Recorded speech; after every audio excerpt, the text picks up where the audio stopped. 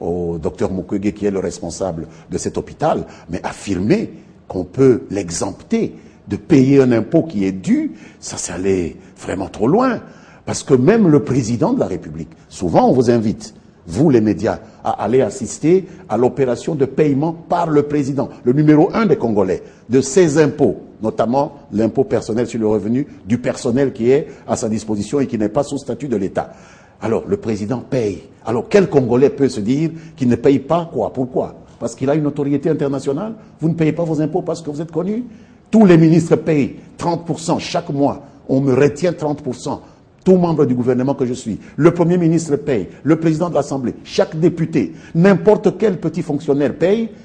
Et les contractuels de l'hôpital de Panzi ne payeraient pas. Donnez-moi une seule raison. Et lui, il déclare le contraire. Mais je vous demande de me donner une raison. Ce n'est pas parce qu'il déclare que c'est une raison. Il n'y a pas de raison. Tout Congolais doit payer l'impôt dès lors qu'il est dans les conditions de payer un impôt. Et on ne demande pas au docteur Mukwege de payer un impôt. On ne demande pas à l'hôpital de Panzi de payer un impôt. On demande aux travailleurs sous contrat de payer l'impôt et selon la loi congolaise, c'est l'employeur qui paye pour leur compte et retranche. Moi, je ne paye pas mon impôt. Moi-même, c'est les services du Premier ministre qui retranchent les 30% et vont payer. S'ils ne le font pas, ils vont se faire taper sur les doigts par le fisc. C'est comme ça que ça se passe. Vous n'êtes pas contribuable, mais vous êtes celui qui paye pour le compte du contribuable. Mais il y en a qui pensent que le gouvernement ou l'État congolais va lui faire payer ce qu'il a dit lorsqu'il a reçu le prix Sakharov, que la gouvernance n'est pas bien assurée au pays. Vous croyez que c'est plus grave que ce que des gens comme M. Kamere disent tous les jours ici? On est allé chercher Noaza Kamere pour cela? Écoutez, vous devez payer l'impôt, payez l'impôt.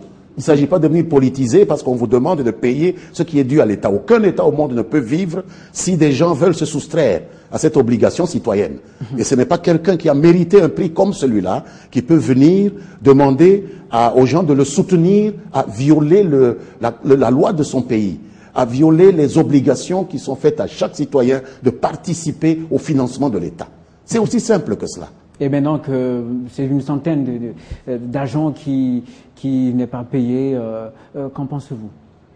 Mais il doit prendre conscience de ses responsabilités, négocier avec le fisc, éviter de faire pression, parce que aucun fisc au monde n'accepte qu'on fasse pression sur lui. Moi, j'ai vécu dans plusieurs pays. N'allez pas ouvrir un conflit avec le fisc. Il faut donner ce conseil à notre compatriote. Évitez d'ouvrir un conflit avec le fisc. On peut négocier avec le fisc, on peut faire réduire ce qu'il vous demande, on peut négocier des échéanciers, mais on ne va pas aller chercher des amis à l'extérieur, tel gouvernement, demander que je ne paye pas. Comment on va demander que vous ne payiez pas l'impôt? Là où le président paye, le Premier ministre paye, qui êtes-vous pour que vous ne payiez pas l'impôt? Et le pays va vivre comment? Si tout individu, dès lors qu'il est connu, ne paye plus l'impôt. Donc vous voulez dire que c'est faux, les établissements de l'État payent l'impôt?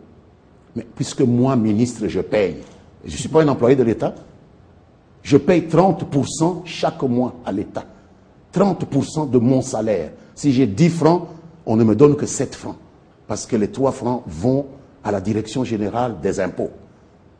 Je vous le dis, ce n'est pas seulement un problème d'entreprise ou de quoi. Tout individu qui perçoit un salaire paye un impôt sur le revenu. Voilà la loi congolaise. On ne va pas écrire une autre loi. Merci beaucoup, Monsieur le ministre. Je rappelle que vous êtes porte-parole du gouvernement et ministre des Médias. Merci d'avoir répondu à notre invitation. C'est moi qui vous remercie. Merci également à vous d'avoir suivi ce numéro de décryptage. Restez fidèles au programme de Télé 50.